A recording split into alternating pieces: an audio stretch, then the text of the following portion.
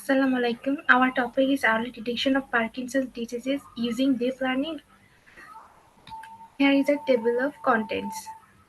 Introduction.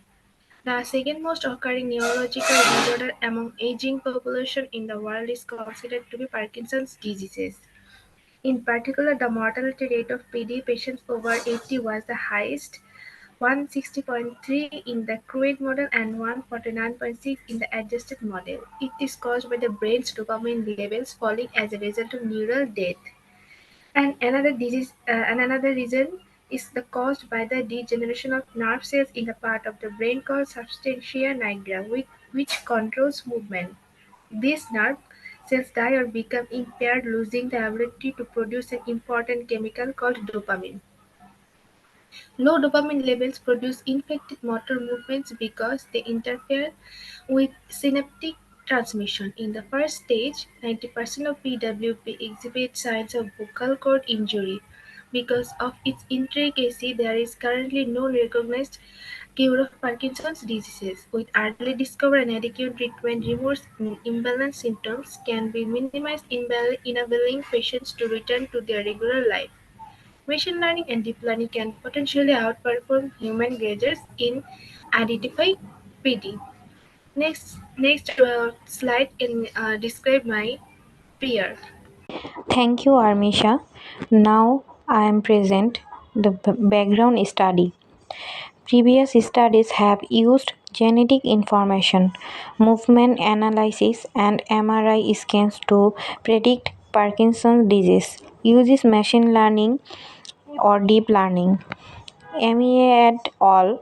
Emphasize the value of machine learning in the diagnosis of Parkinson's disease, pointing out that doctors may subjectively miss non-motor symptoms that are mild.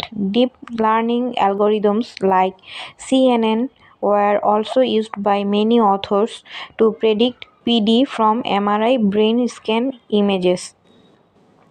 With an amazing accuracy rate of 95, Al-Habib et al. Used a linear classification model to currently discriminate the shaping movements of patients with Parkinson's disease.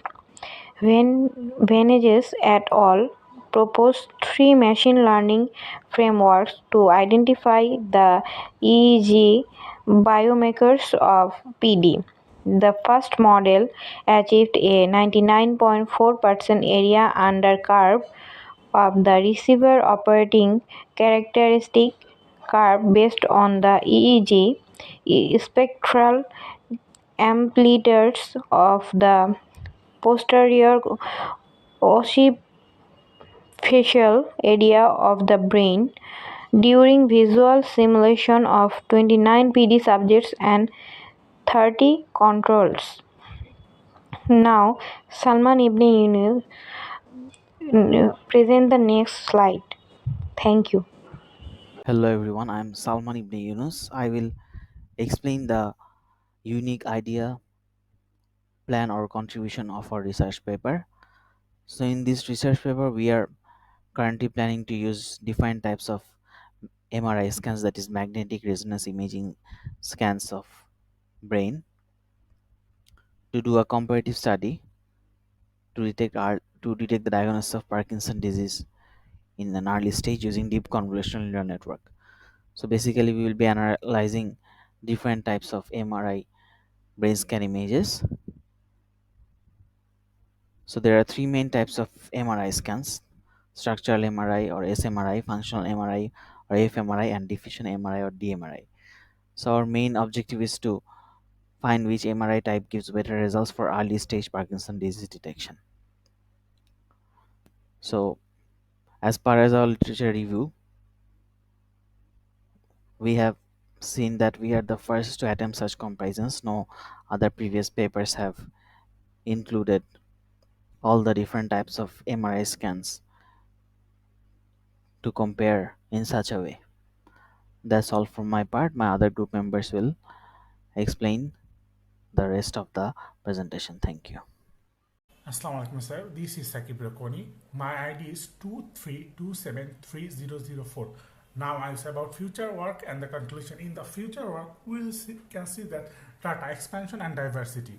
That means increase the size and the diversity of data set by collaborating with multiple medical institutions to obtain the more convergence range of MRI scan and optimization of CNN architecture. We'll explore more experiment with various CNN architecture to optimize the model performance. This may involve fine-tuning existing architecture or designing new one to the treat of the specific characteristics of Parkinson's in MRI dataset. Then we can see the feature interpretability. In the feature interpretability, we can see the investing method of the improving the interpretability of the CNN model. We understand the model of release of the for prediction can be provide value insight into the underlying pattern associated with the early Parkinson's disease. And last we can see that validation and the clinical trials. We will collaborate with the medical professor to conduct clinical trials that validate to develop the model on the broader scales. And last we will see the diagnostic modules, which is one of the most important things. We can see the exploring the integrating of the information for multiple diagnostic modalities such as genetic data or other biomarker to enhance the overall accuracy of early Parkinson's diseases detection.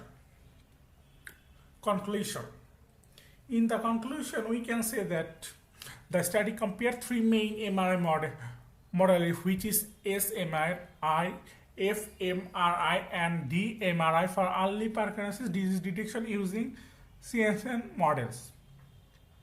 So we can see that the utilization of deep CNN showcases the potential of the advance of machine learning in the extension event pattern for diverse MRI dataset. Future work should be focused on the expansion and the diversity, and that's all from me. Thank you.